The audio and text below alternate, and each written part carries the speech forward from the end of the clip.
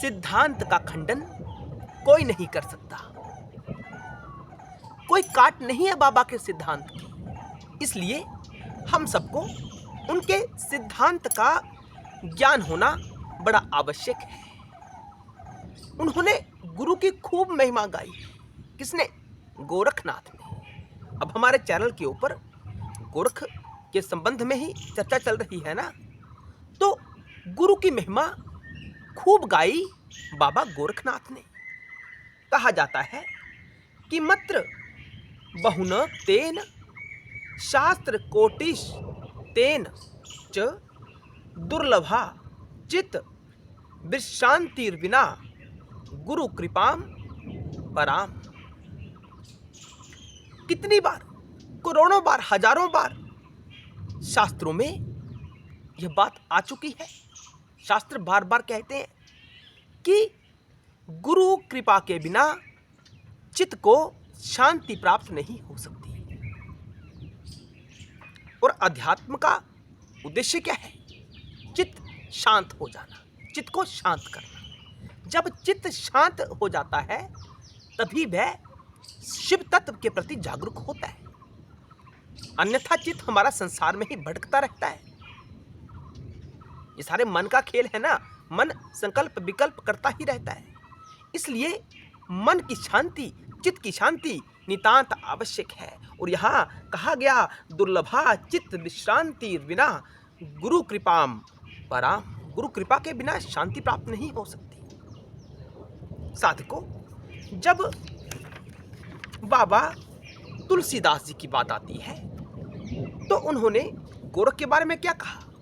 उन्होंने कहा कि गोरख ने लोगों को भक्ति से दूर किया।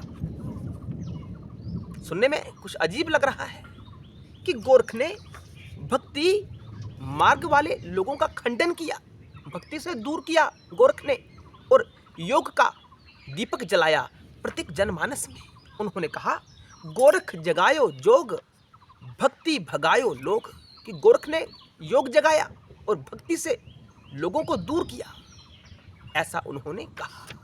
साधकों, ऐसा कहा जाता है और माना जाता है कि जब गोरक्षनाथ जी का समय था ना, तब उन्होंने योग की क्रियाओं को इतना सरल बना दिया था कि प्रत्येक साधारण जनमानस योग के माध्यम से शिव पद की प्राप्ति करता था, शिवलोक की प्राप्ति करता था। योग के माध्यम से इतना सरल योग बना दिया था बाबा गोरक्षनाथ ने जनमानस के लिए। तो उनकी महिमा का बखान हम नहीं कर सकते। उनकी अनंत महिमा है। प्रत्येक जनमानस योग किया करता था और योग के माध्यम से उस परम तत्व की प्राप्ति किया करता था जब गोरख का टाइम था। इसी कारण से तो तुलसीदास जी ने कहा कि लोग भक्ति से दूर हो गए, लेकिन ऐसा नहीं है, स्थितियां इससे विपरीत भी है। एक पुस्तक में लिखा गया है कि उन्होंने कहा मरुज्जयो यस्य सिद्धम सेवेतम सदा गुरु।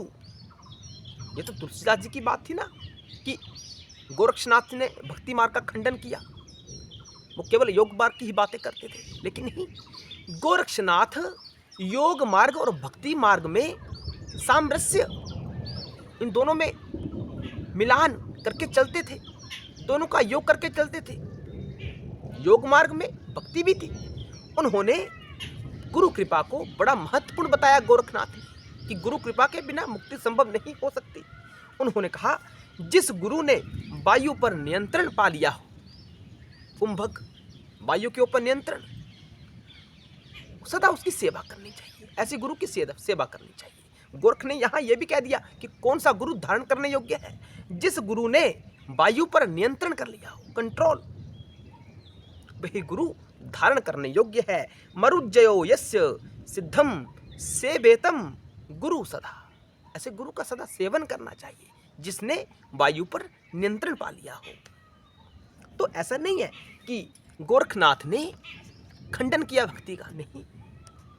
उन्होंने कहा कि स्वयं गुरु भक्ति को मोक्ष का साधन कहा है गोरख ने। गुरु अपने शिष्य को तारते हैं, भवसागर से पार करते हैं, लेकिन गोरख की कथा कुछ अलग है। उन्होंने अपने गुरु मच्छेंद्रनाथ को मोह से दूर किया था, उनको बचाया था मोह से।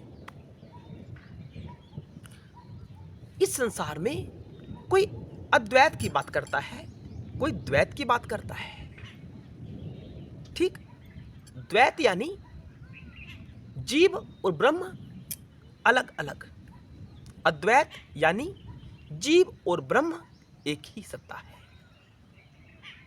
लेकिन जो गोरख का सिद्धांत है, इन दोनों में तालमेल है, समता का भाव है, जिसमें ना तो द्वैत है ना अद्वैत की बात है। दोनों में समता जो तत्व है उसकी कोई चर्चा करता ही नहीं है। गोरख ने उसकी चर्चा की है।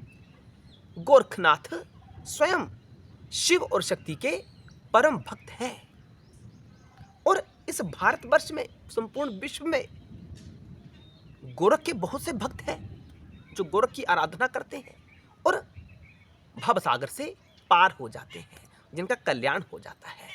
तो साधकों, गोरख की महिमा अनंत है। गोरख की महिमा का वर्णन नहीं किया जा सकता। नाथ संप्रदाय, नवनाथ, आदिनाथ, संतोषनाथ, उदयनाथ, सत्यनाथ, कंथड़ीनाथ, चौरंगीनाथ और मच्छेंद्रनाथ, गोरखनाथ, ये नवनाथों के नाम हैं। कहीं कहीं बाबा भर्तृनाथ जी का नाम भी यहाँ आता है कि नवनाथों में उनका भी नाम है।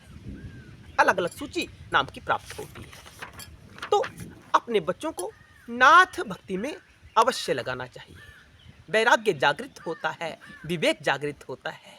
जब आपके बच्चों का विवेक जागृत हो जाएगा तो वह किसी गलत मार्ग का अनुसरण नहीं करेंगे, वो भटकेंगे नहीं, वह शिव के मार्ग पर चलेंगे।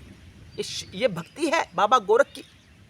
हमें प्रतिदिन बाबा गोरख का ध्यान अवश्य करना चाहिए, क्योंकि गोरख कोई सामान्य साधु नहीं है।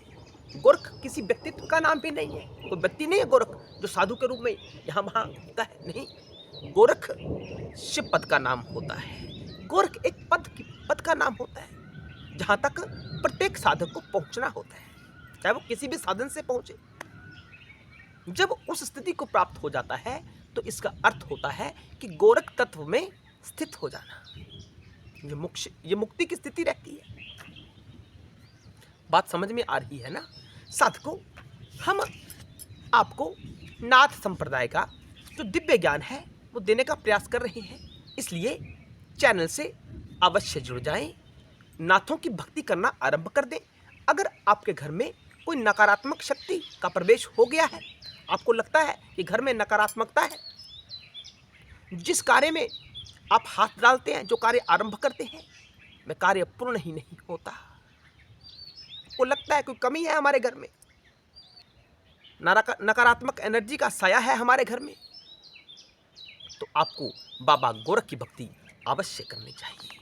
चलते फिरते उठते बैठते बाबा गोरख का स्मरण अवश्य करते रहना चाहिए। आपका कल्याण अवश्य होगा। कोई आपका बाल भी बांका नहीं कर पाएगा जब आपके ऊपर बाबा गोरख की कृपा हो जाएगी। गोरख की कृपा प्राप्त करना बड़ा आवश्यक है। और कलिकाल में जीवों की कैसी स्थिति है हम सब जानते हैं। संसार में क्या क्या उपद्रव हो रहे हैं हम सब जानते हैं। आज नहीं तो कल ये सब आपके साथ भी होगा, क्योंकि समय का प्रभाव इतना बलपूर्वक हमारे ऊपर प्रभाव डालता है। काल का बल है ना ये। तो जब हम महाकाल की भक्ति करते हैं, गोरख की भक्ति करते हैं, तो काल का प्रभाव, चाहे काल कलयुग वाला हो, हमारे ऊपर उसका प्रभाव नहीं हो सकता, क्योंकि हम सत्य का अनुसरण कर रहे हैं, हम बाबा का अनुसरण कर रहे हैं, हम शिव का अनुसरण कर रहे हैं। इसलिए हम सबको नाथों का, सिद्धों का यजन अवश्य करना चाहिए। आपके साथ कोई गलत नहीं हो सकता, कभी गलत नहीं हो सकता। जिस समय हमारे मुख से गोरखनाथ का नाम निकलता है तो वह समय स्वयं सिद्ध मुहूर्त हो जाता है। अब किसी भी समय अपने कार्य को आरंभ कर सकते हैं, आपका कार्य सफल अवश्य होगा। हम दावे के साथ कह सकते हैं, शिव की कृपा के माध्यम से कह सकते हैं। हर हर महादेव, जय शिव शंकर, जय भोलेनाथ। चैनल पर नए आए हैं तो सब्सक्राइब करें, आगे वीडियो शेयर अवश्य करें। जय शिव शंकर।